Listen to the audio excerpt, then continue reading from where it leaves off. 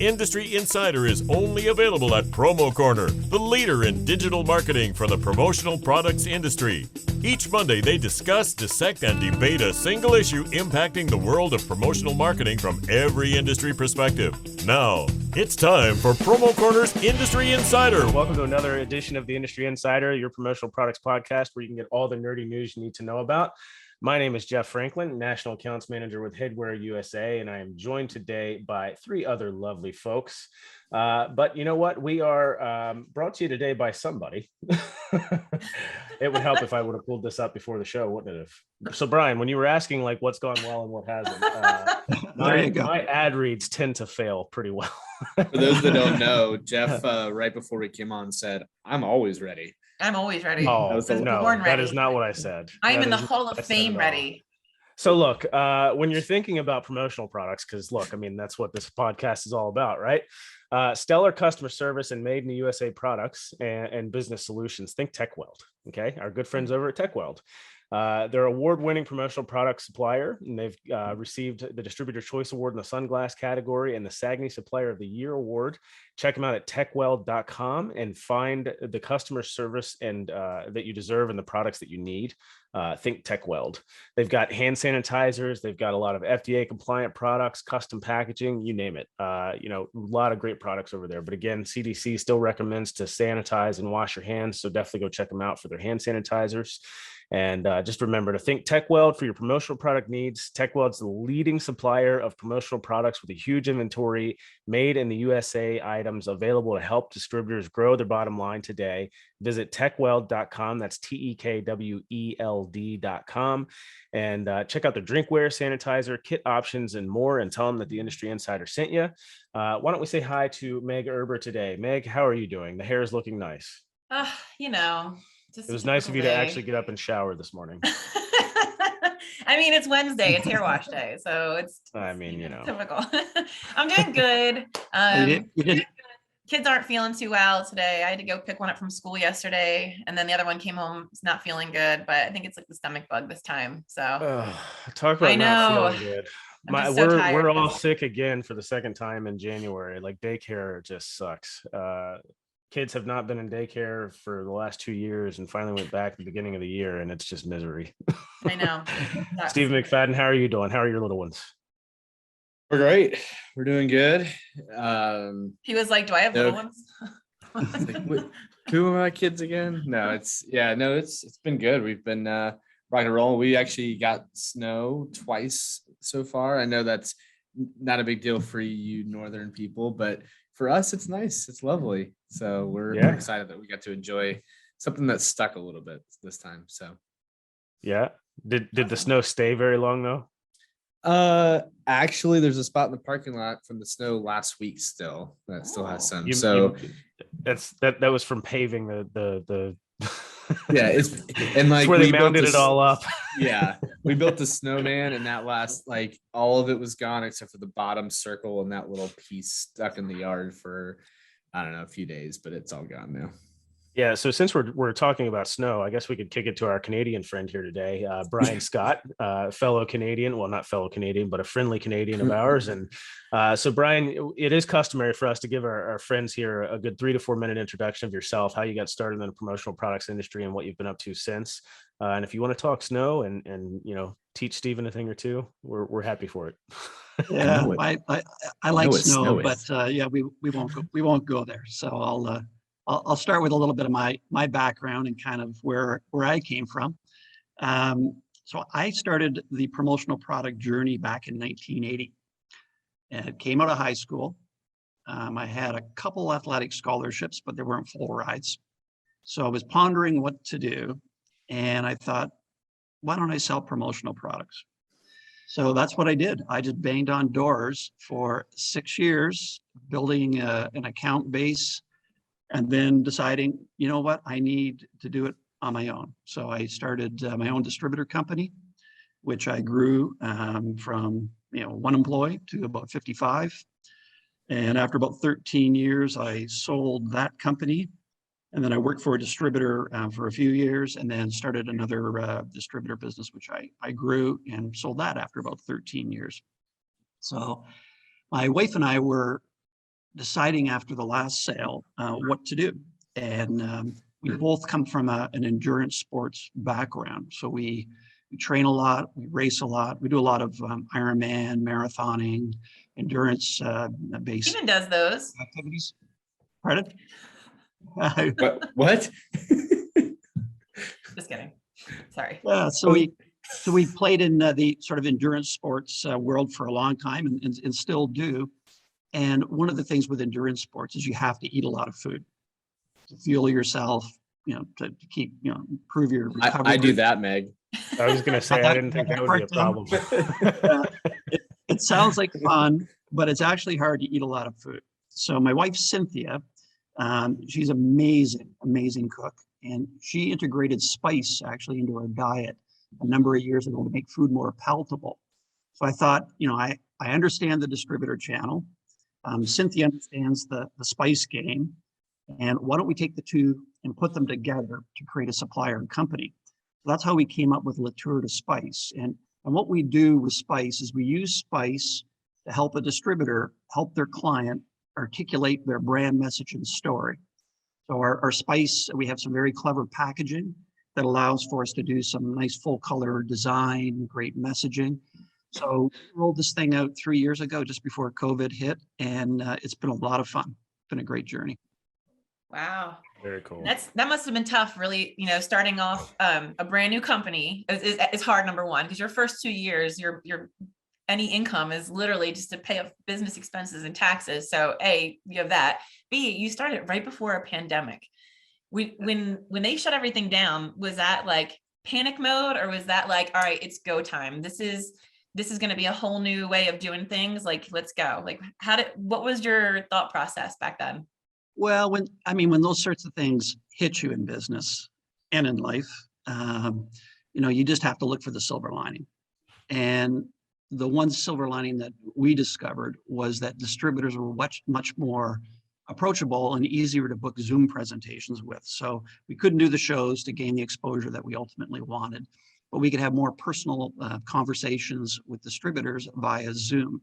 And in light of the fact that they weren't traveling as much and a little more homebound, it was just much easier to access distributors and get to know them and get to know us and figure out whether there was a relationship there to be had.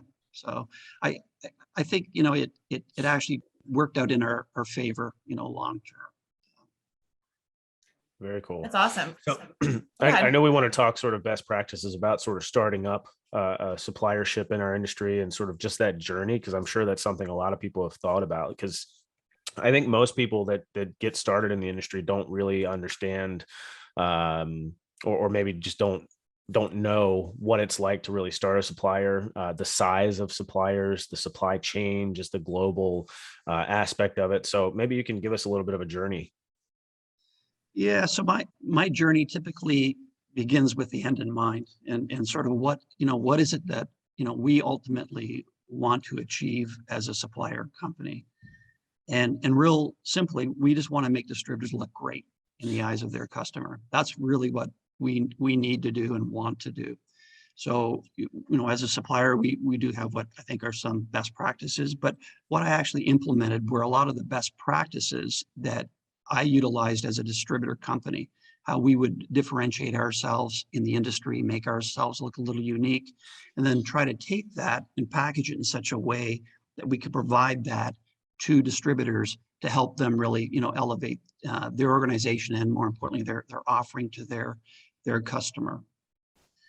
So that was sort of the key first step. So it was all about making distributors look good, and then how do we go about doing that? And it just so happens that Spice is the vehicle that we have that carries the promotional message, and then how do we educate distributors on how to sell that? That was the next big hurdle, because it's something new and unique.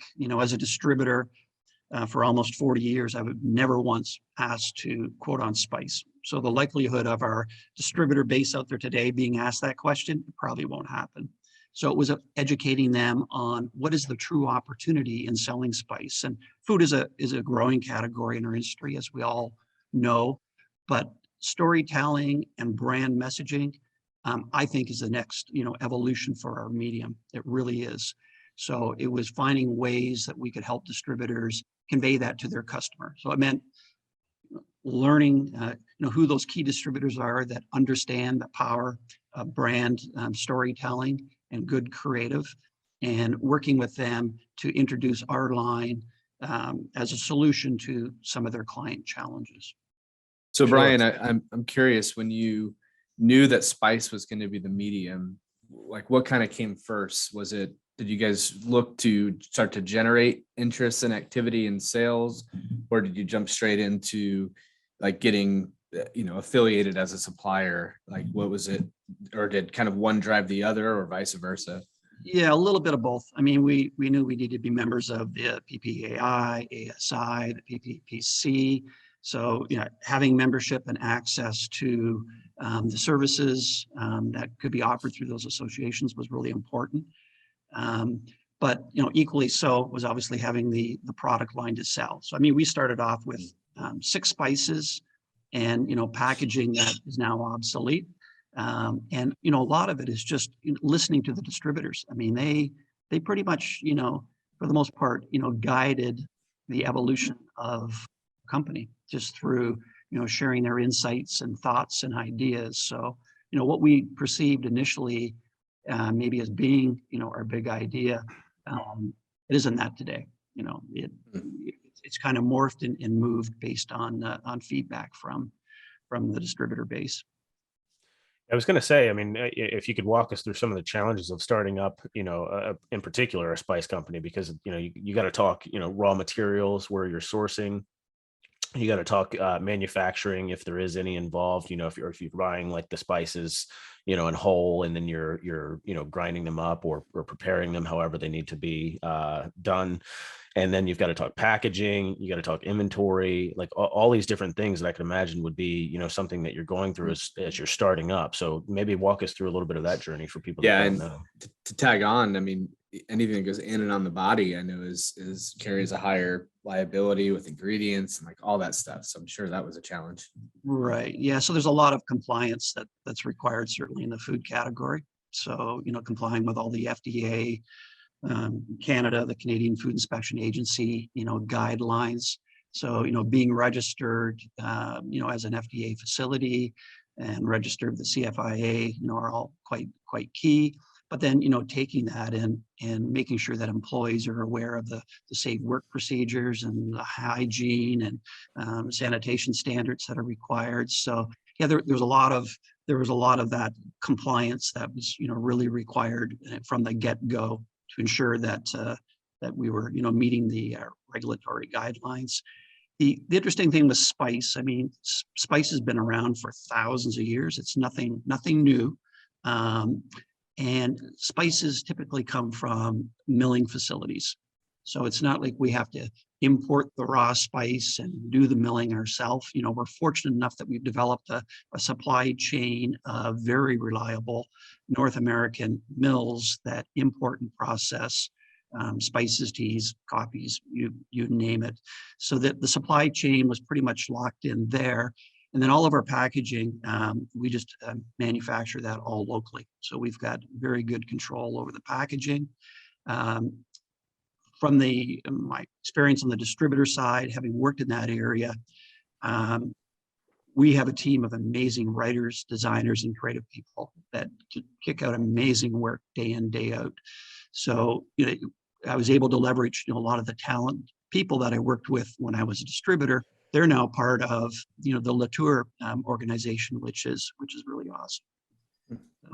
That is awesome. We've talked about this in the past on the show about, differentiating yourself from your competition. And as a promotional products distributor, Stephen, this is something that I feel like it's so different because even as an end user, you're not just being handed spices, but as a distributor, this is a really good way to self-promote yourself, to differentiate yourself and saying like, hey, let's spice things up and sending these spices out.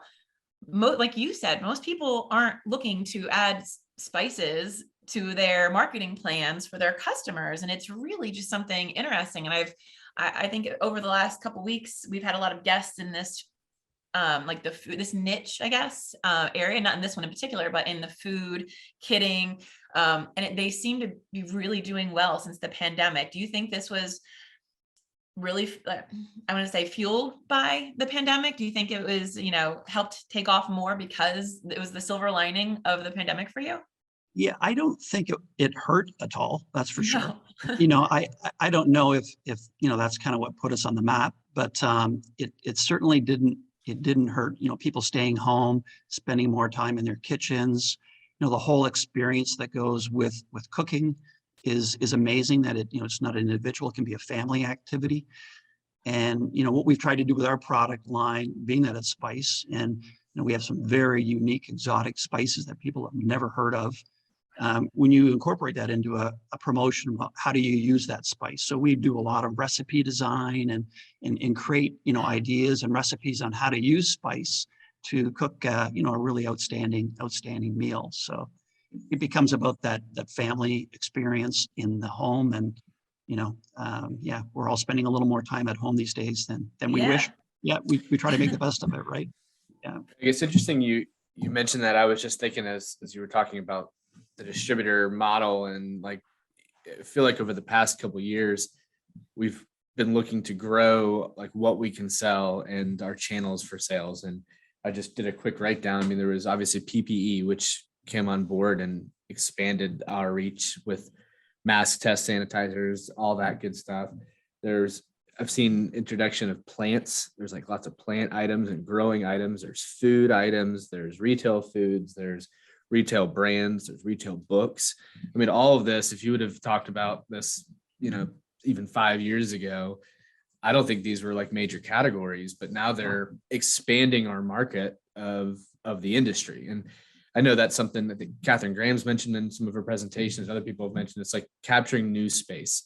We don't want to just trade dollar for dollar. We want to add dollars to the pot to increase the promotional product industry. So by adding these new categories and us having the resources to brand them is awesome. It's super cool to see that. Yeah, absolutely. Hey, I did have a question, Brian. When you were first starting, did you face the challenge of starting it yourself or finding someone to, another supplier to be your, to take on your product? I mean, did you kind of face that decision in the very beginning of, we have an idea, we have a product, do we want it to be fulfilled through here, or do we want to do it ourselves? Yeah, we really, from the get-go, this was about us doing it. Cynthia and I, building a cool, neat company together and sort of taking our knocks along the way. And, we had a few of them. None of them were too big, fortunately. But as an entrepreneur, you just like to get in there, roll up your sleeves, and what the end objective is, and you just kind of put your head down and keep going until you get there. So, we didn't really lean on, any too many other suppliers. We were brand new to the industry. So, I mean, we came in as cold and green as you could be.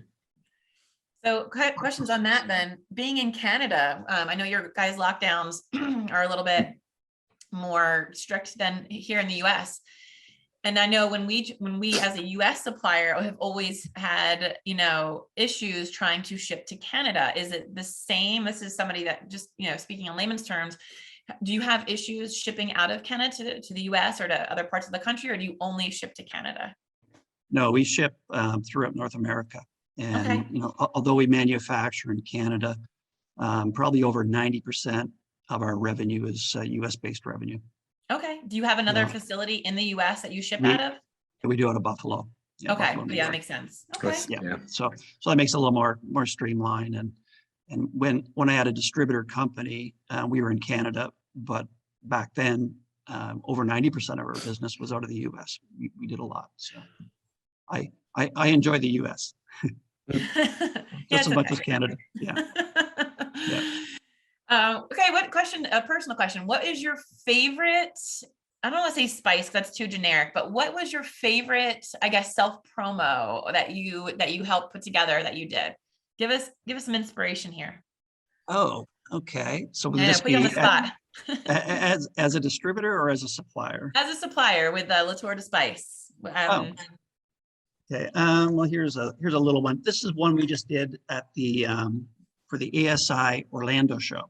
So little power pack, and inside is a little bag, a little FDA approved poly bag.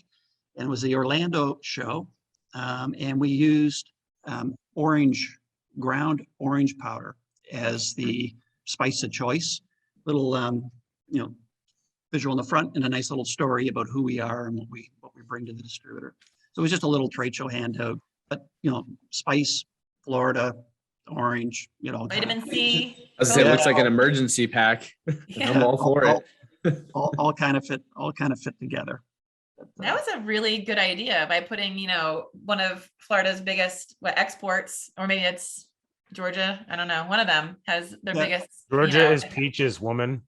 Well, it is peaches, but if you actually look it up, I actually think the number one biggest export out of Florida, it used to be beef, actually. Nobody knows that. I learned that on a bus ride to a cruise when they were doing like trivia. They sell it as beef, but it's actually alligator. Yeah, I mean, whatevs. But yeah, no, that's really cool. It's genius. I'll just be quiet. I'm going to get myself in trouble. Well, one of the things that I am seeing being pushed by suppliers lately, I know Charity Gibson, she talks about it a lot, is branding. And I tried to talk on this earlier, or went to talk about this earlier, is that you aren't just putting a logo on this and just sending it out. You seem to be working with a very creative marketing team or art department that is helping. I mean, I'm looking at your idea gallery and it looks very retail is what I'm saying. And then for a distributor to be able to give you your idea and you guys take that idea and just turn it into some amazing, whether it's a self promotion or something for the end user. I don't know. I highly recommend having people take a look at the website. Do you want to give us that website, Brian? We can also put it in the comments.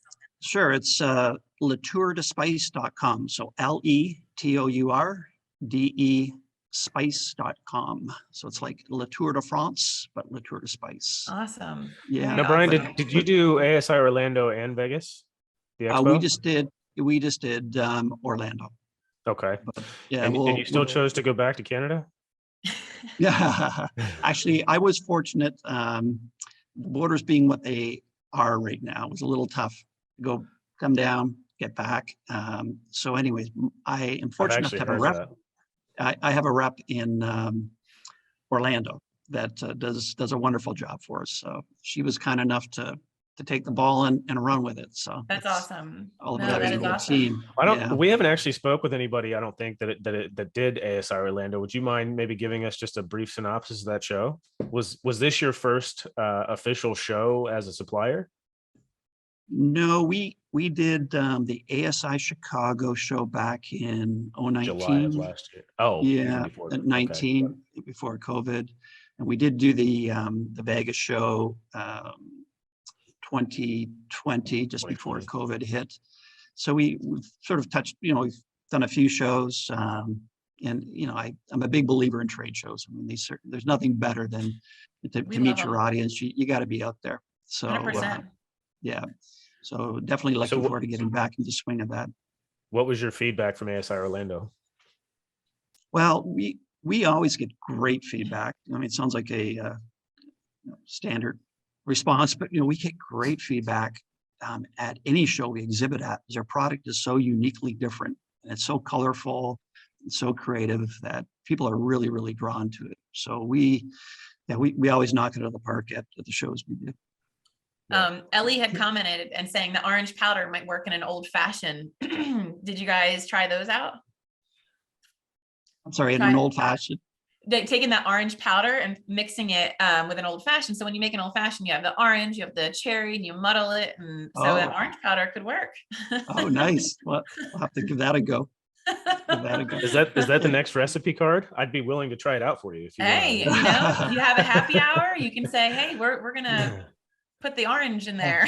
The cool thing about spice is spice and alcohol, there's a natural pairing. So you can take any alcohol and there's a spice that complements that alcohol. Mm-hmm. So interestingly enough, times being what they are with all the virtual conferences going on, we did a lot of work with distributors where they would send out to their customers or their customers would send out to their customers a spice package along with a recipe on how to use that spice in a cocktail.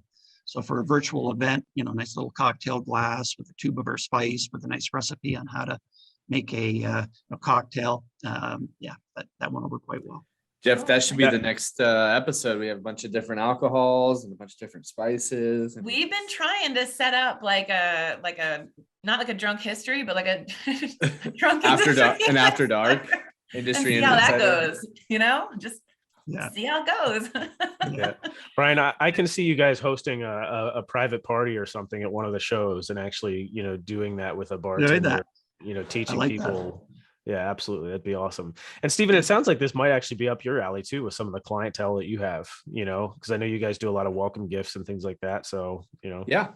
We shout out, Brian. We've actually been looking at your stuff. So, so yeah, we're it's definitely a good category, something that people are open to. And as I mentioned earlier, just all these new categories just makes us look better as distributors.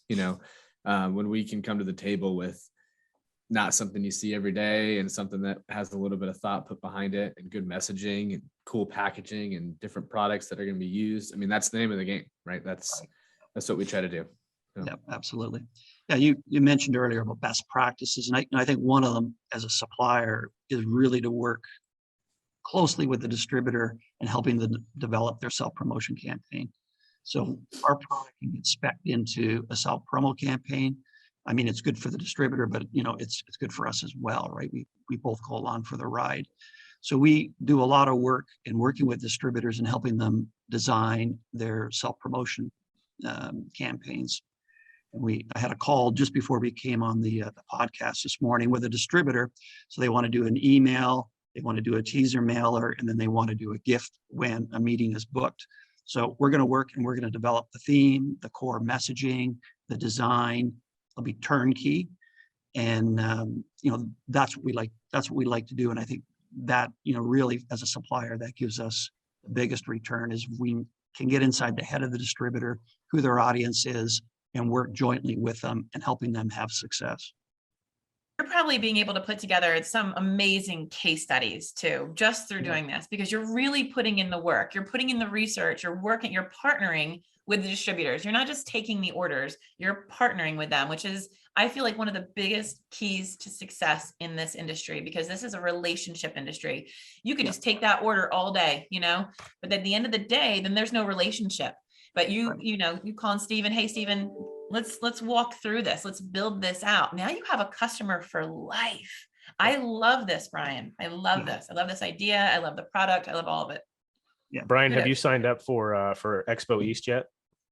Not as of yet. Well, let me tell you. It's in October. A different episode. We'll have a different episode, but highly recommend. It's going to be a completely renovated show, and I'm on the committee. No big deal. Okay. Well, we'll need to talk about that. I'll send you some information. I would say though, because I know PPPC, you guys have like chapters up there for the different regionals or regions that you guys do. Here in the States, I'm sure you're also aware, we've got 27 different regional associations, and they're always a really great way of getting in front of a lot of people, because not everybody can go to the larger shows as well. So might be something to look into as well, if that's something that you're interested in doing. Yeah, if you've got absolutely. Some reps, Yep. Also, I think the PPI Direct to You is coming up in a couple of weeks. Have you signed up to do that? Can our viewers come see you there, or are you guys not doing that? Well, yeah, we've been bouncing back and forth, but yeah, that's on the radar. So yeah, I'm pretty sure we'll be part of that. Yeah. Good. I'll have to come see you in the booth. I know we'll be there for sure. I'm excited. I missed Vegas this year, so I'm like just grasping at anything to be part of it. So Brian, you seem like a wise man. How do we get out of the pandemic? How do we get out? Oh, geez. Yeah. Yeah. Well, I don't have the answer. I don't have the answer on that one. Yeah. I got my 3 shots, and yeah, I've done what I can do. So. Good for you. Good job. Good job.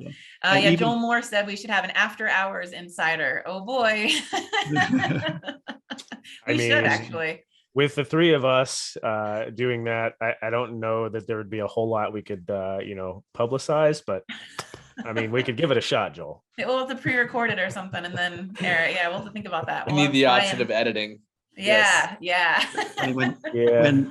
when the pandemic hit, we launched some products that were very specific to promoting the key behaviors that you would want people to exhibit during COVID. So we had our little barbecue rub in the power pack, and we showed 2 steaks socially distanced on the barbecue grill with some messaging on the back. And we used our beetroot powder, which is really good for boosting your immunity. And so we came out with this immune boost using our beetroot. And we did our little part in trying to educate the market on the behaviors that needed to be exhibited during COVID. But I love it. I wish we had met you like last year or even in 2020 when all this was going on. It would have been really great to like have you on and But anyway, Walter Kurt said, I don't know if you know him, but he's down in Texas. He said, Brian has amazing ideas.